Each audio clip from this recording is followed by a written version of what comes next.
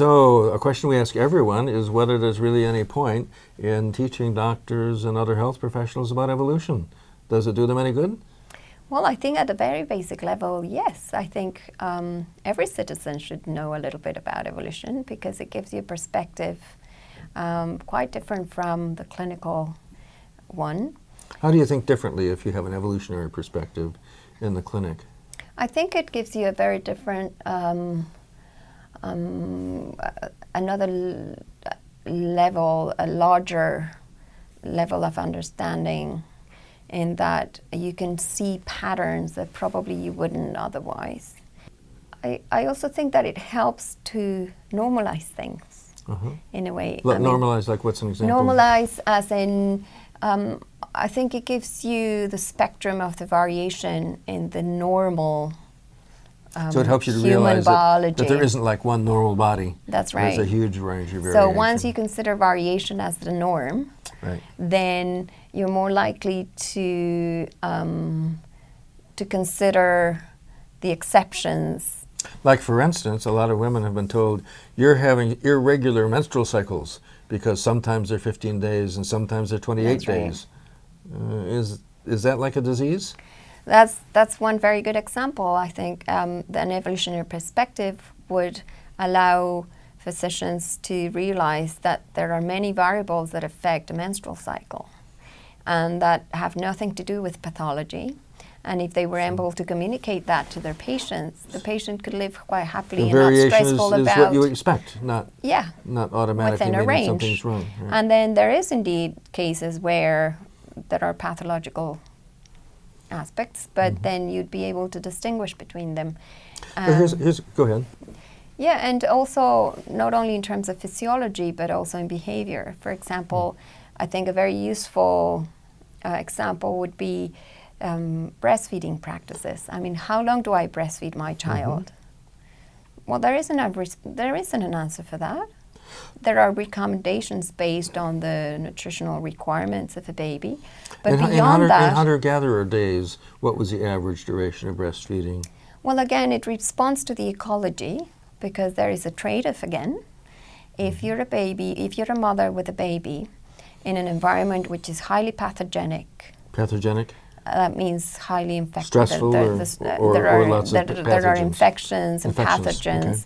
So the breast might be a very safe choice for food. So when the baby starts drinking water, it might get diarrhea and die. That's right. But then you can't overdo it, because if you go beyond the age at which the breast milk can provide enough calories for that baby, then you start seeing growth faltering. That's a great example of a trade-off. So, but bringing that example to our urban, non-traditional, non-subsistent ecology,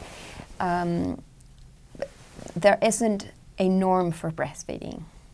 Any breastfeeding is better than none, but how long to go for will depend on the mother's requirements. And so are there very many women now who don't breastfeed at all? Oh, yes.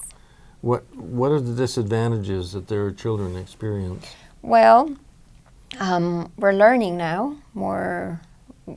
We know very little, unfortunately, of all the benefits of breast milk, but we know now that breast milk is not only a food in terms of calories and nutrition, but also signals for metabolic. It lays the foundation of the metabolic architecture of your body for the rest of your life. It establishes the microbiome, which again is very important for the child's health throughout its life. So I've heard that babies who breastfeed or have lower rates of allergies and autoimmune diseases. Is that right? Yeah, well, there's also immune factors in breast milk and other, again, metabolic molecules that stimulate and train, so to speak, the immune system in the baby. So those are all the benefits, but also for the mother who breastfeeds. Breastfeeding is a protective factor for breast cancer.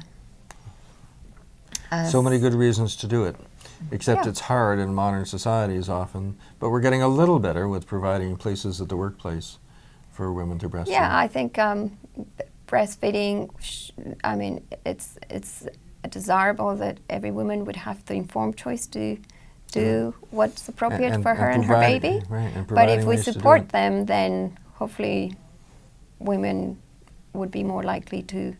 And make everybody breastfeed. healthier in the long run. Yes. Great. But again, there's variation there as well.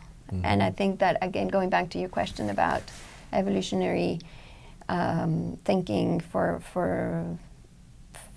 physicians, understanding all the constraints and for the behavior would help them normalize.